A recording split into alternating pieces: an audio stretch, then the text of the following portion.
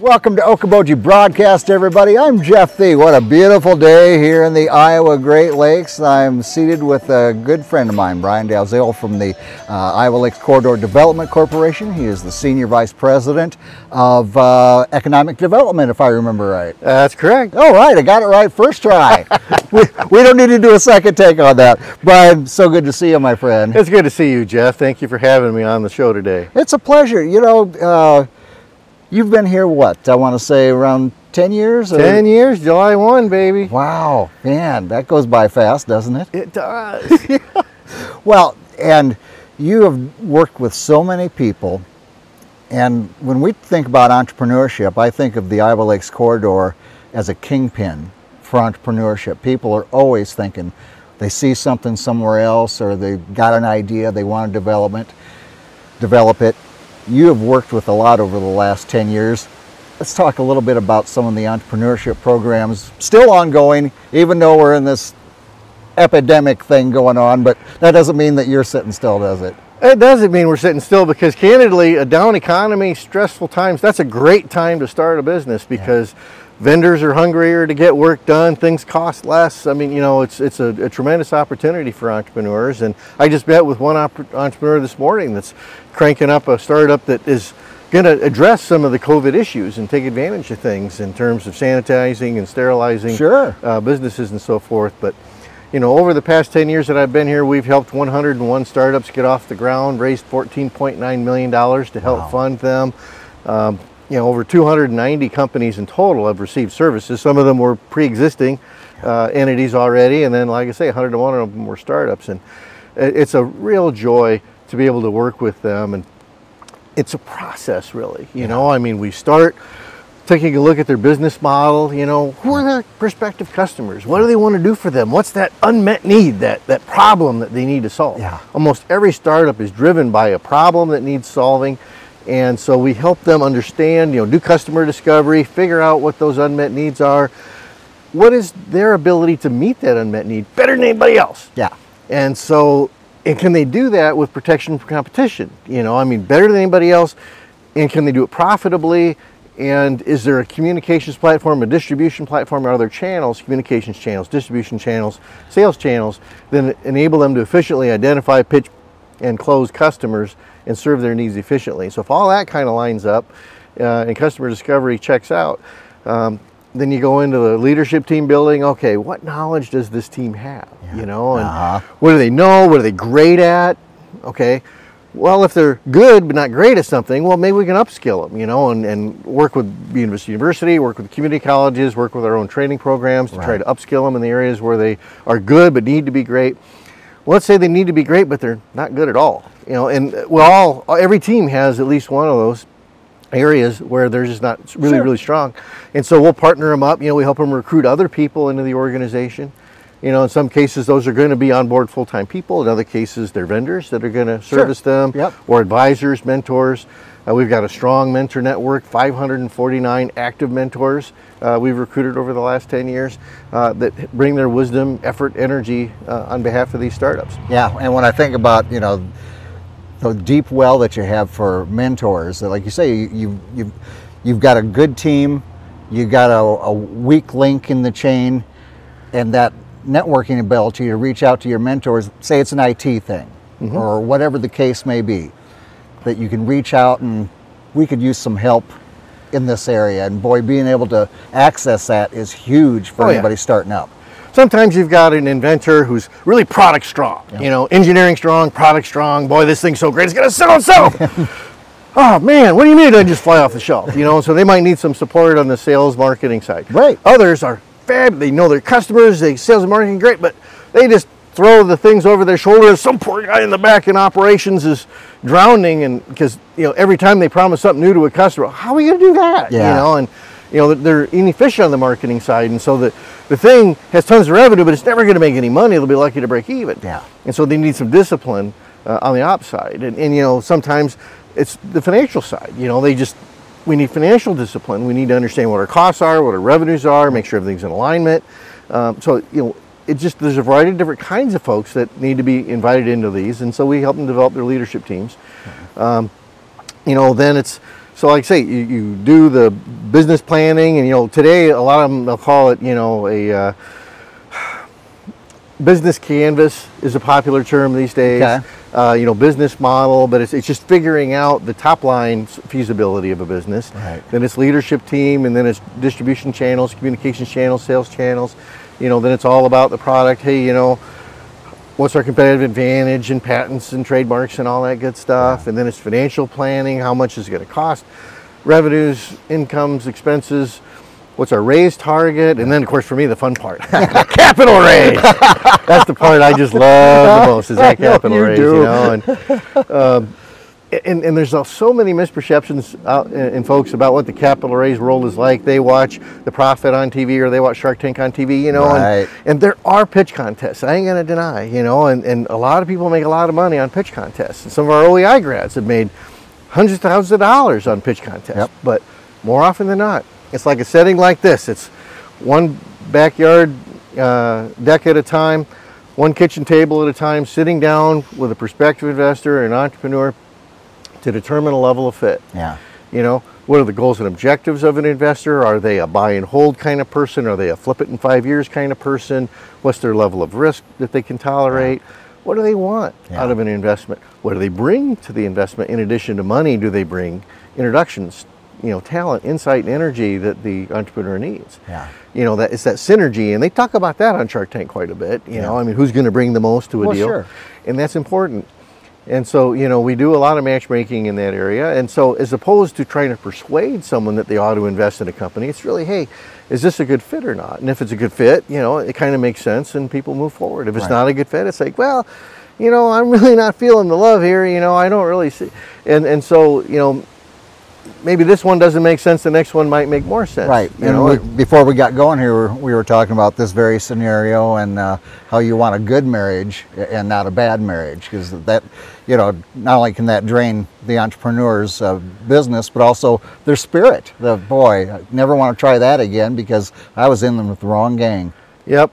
As hard as it is to get a startup off the ground, if the leadership team and the investors that support them aren't in alignment as to what the path forward is so frustrating. And that just, it costs money, it costs time, it costs energy, it costs sanity, and it can torpedo and kill a business. Yeah. And so it's really important. We'd rather prevent an investment from happening. And if they're on the fence, well, I think this one might work. I don't know, gee, I like it, but I'm a little afraid of it. Yeah. I mean, if it's just not clear, it's like, tell you what, let's sit this one out.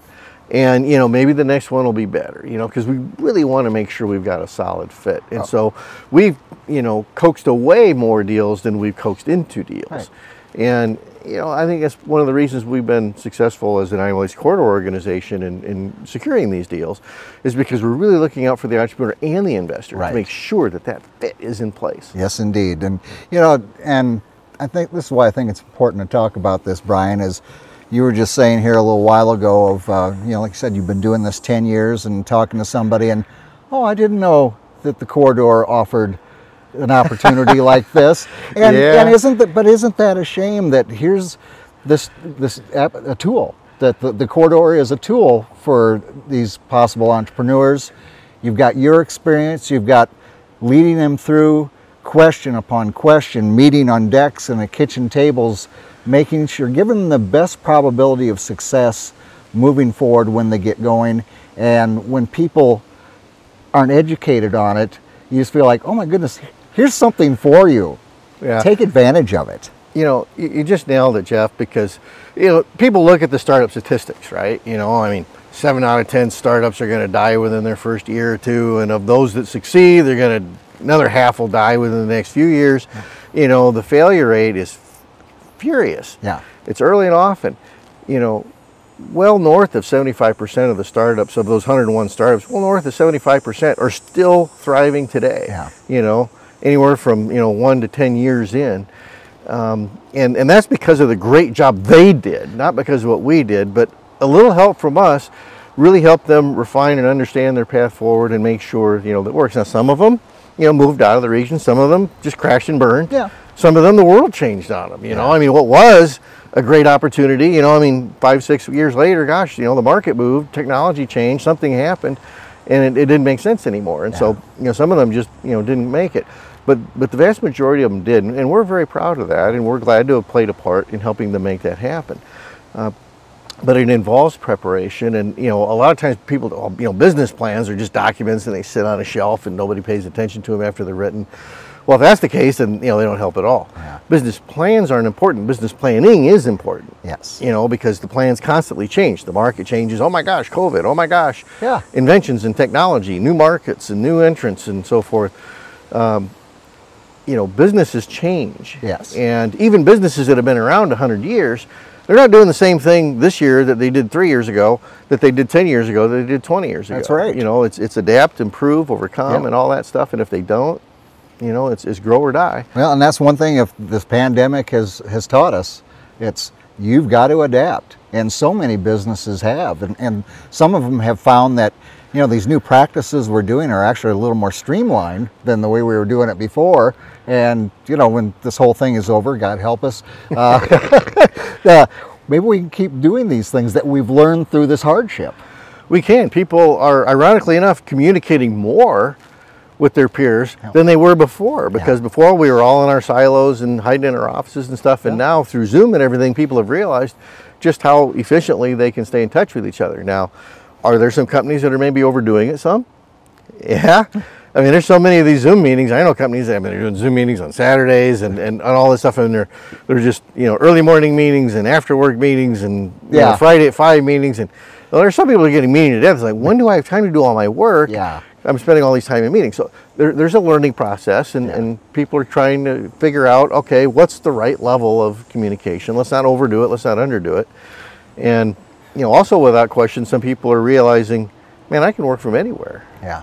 And so that does create opportunity for a great place like the Iowa Lakes region, because instead of being with your team in some big city and fighting with traffic and crime and all those things, you could be out here and you're on a boat at 5:30, sipping cocktails with Jeff and Brian after work, and that's a great place to be, Yes, and is. so is the corridor working with our partners to find a conscious way to recruit distant workers and have them work distantly from here? Oh, you bet. Yeah. That's absolutely on our punch list, and we're leveraging our Get a Lakes Life initiative and our community champions to try to get that message out. And so that's another part of our plan of work that integrates and has synergy with what we're talking about on the entrepreneurship side. Well, and these are tools and resources that, as you're learning how they work and so forth, that you can bring to these new entrepreneurs, that here's some things we've learned in the last 3 months that might just blow you away and simplify how you're doing things. Absolutely. Different ways of getting in touch with customers. I mean, I have friends that are like, traveling sales types, and they're extroverts, and they just, I got to get on the road. All these Zoom meetings are killing me. I got to go shake a hand and build a relationship and cement a relationship. And, it's hard to do, through an electronic box. But there's a lot that you can do. And so it's a matter of learning, okay, how do I do the things that I can do, and, schedule those in-person things as they're available, and move that relationship forward. Yeah, use it to plant a seed, and then use that personality and that outgoing extrovert part of yourself to cement the deal, and so many opportunities. Well, I wanted to touch base with you on this because I think it's so important to our area, and I think we are going to see, you're right, this pandemic's got people thinking of what can I do. I've got some ideas. Here's the corridor right there. Yeah, the corridor is in a position to help. If you've got an idea of a business you'd like to start, and it's like, gosh, but I got this great idea, but I'm not quite sure what the path forward is. What do I do? How do I fund it? We can help with that. And so there are successful methods and processes on how to approach, pitch, and close investors, on how to approach, pitch, and close partners, on how to do customer discovery. What questions do I ask? How many customers do I ask? What kinds of customers do I ask? There's this thing called the technology adoption diffusion curve. It's kind of a funky curve, bell-shaped curve. And at the beginning, you got innovators, early adopters, early majority, late majority, laggards. Well, each of those customer types have different needs, different wants, and they speak differently, they listen differently. Right. And we have to pay attention to that. Well, we kind of skill people up. It's not hard. Yeah. So here's how you segment each of those, how you identify who's what you say to those folks, and which ones you listen to and which ones you don't. If you listen to the innovators, they'll run you ragged. They want it all. You know, I mean, there's no limit to what they want, but there's not very many of them, and you're never going to make any money, you know, designing your product around what innovators want. But they'll be the first to try it. Sure. And then there's the, you know, the early adopters. Well, they won't buy technology for its own sake, but by gosh, you know, the minute they see that it has an application to them, they'll buy. Yeah. Now, there are not very many of them either, so you're not going to make tons of money doing them, but the early majority, they listen to the innovators and early adopters, and when, especially the early adopters, when they see, hey, there's a business case and it made sense for me, you should try it too, then they're all over it. Yeah. So, you know, you get the testimonials from the early adopters, and then it's the early majority where you make all your money. So we help entrepreneurs understand how all that works, you know, and what it means. And some of that sounds like academic silliness, but it really isn't. You know, there are proven ways to go about doing this stuff. And it's a whole lot of fun to walk entrepreneurs through that and make sure that, okay, here's this process. Let's, you know, trust the process, work through the process, and get to a good outcome on the backside. And, you know, on those rare occasions where it's not working, and sometimes it doesn't, well, okay, do we pivot or persevere? You know, do we put our head down and just blast through this thing and be determined? Or do we go, you know, this ain't working. We got to pivot, plant one foot, go strongly in another direction, and then ruthlessly and aggressively go after that new path. You know, and we help folks make those decisions. And it's always the entrepreneur's call, but we help inform them with, you know, hey, what's likely to happen in these different scenarios. The better educated you are in all these different scenarios, Brian, the better your chances are, and you offer all that at the corridor, and thank goodness that you do.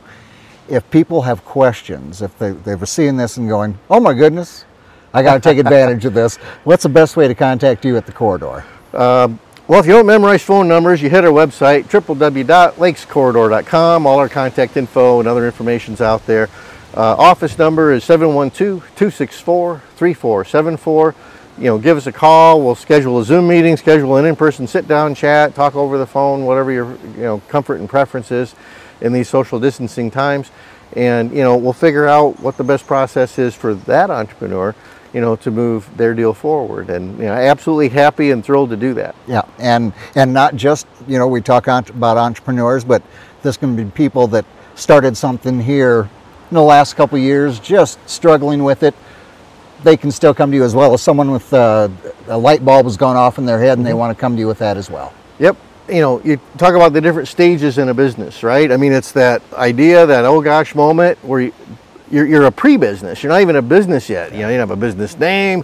You just have the idea. So it's, you know, kind of incubated in its infancy, all the way through I'm starting it versus I've started it and I've got traction and now I want to scale it. It can be completely at the other end. You know, I'm 70 years old and my customers are wondering, you know, what's going to happen, you know, in the years ahead. You know, some people call it succession businesses, but, you know, we help people plan what that transition path is. You know, can we bring on an apprentice and help skill the apprentice up and how this business operates and transition ownership to that apprentice over time? Is it just an outright acquisition? You know, how do we value the business? How much is it worth? You know, sometimes the entrepreneur or the business owner, you know, they get a little heart tug because they think, gosh, I've been doing this a really long time. I got 30 years wrapped up in this. It's got to be worth, you know, and well, sometimes it is worth millions, sometimes it's not. And so we help them come to a realistic valuation based on comps and other things. And we have partners that are good at that kind of stuff too. And so, you know, we help match people up. You know, we partner with Buena University. We won a Google grant here a short time ago, and so we have a program called Match, Learn, Launch, you know, where we match up a business buyer and a business seller, and we help upskill the entrepreneur, make sure that they're ready to take that business over. So everywhere from the business starting phase through the business growth phase to the business transitioning of ownership phase at retirement, we have support programs all the way through. You've got so much support just waiting for people out there. We encourage you, if you're an entrepreneur of any sort, contact Brian at the corridor, because it'll just increase your chances for success extramentally. You'll be amazed with that. My friend, thank you for having me on your deck. This is nice. Hey, thanks for stopping by. Yeah, we'll have to have a drink here pretty quick. Absolutely. All right. Brian Dalziel, of course, from the Iowa Lakes Corridor Development Corporation. We thank him for being with us. We thank you, as always, for watching us right here on Okoboji Broadcast. Okoboji Okoboji broadcast with Jeff Thee is brought to you in part by the headquarters of the University of Okoboji is at the Three Sons, open Monday through Saturday 10 to 5 and Sunday noon to 4. Last Touch Painting and Cleaning, providing interior, exterior, and house painting and professional cleaning services in Spirit Lake. Okoboji Mattress Company, 1 mile west of the junction of Highway 9 and 71 in Spirit Lake. Bank Midwest, dream big, plan wisely, live well. And Ducky's Marine and Motorsports Repair in Spirit Lake. Lakes Regional Healthcare and Avera Partner. Brand's Law Office in Spirit Lake. Ruthven Locker, where carnivores are welcome on Hill Avenue in Spirit Lake. Beck Engineering in Spirit Lake. Be Radiant Laser Skin Studio, newly located in the Okoboji Plaza in Okoboji. And by Quest Wealth Management, a financial advisory practice of Ameriprise Financial Services. Advisors Jan Spielman, AJ Spielman, and Erica Wachholz.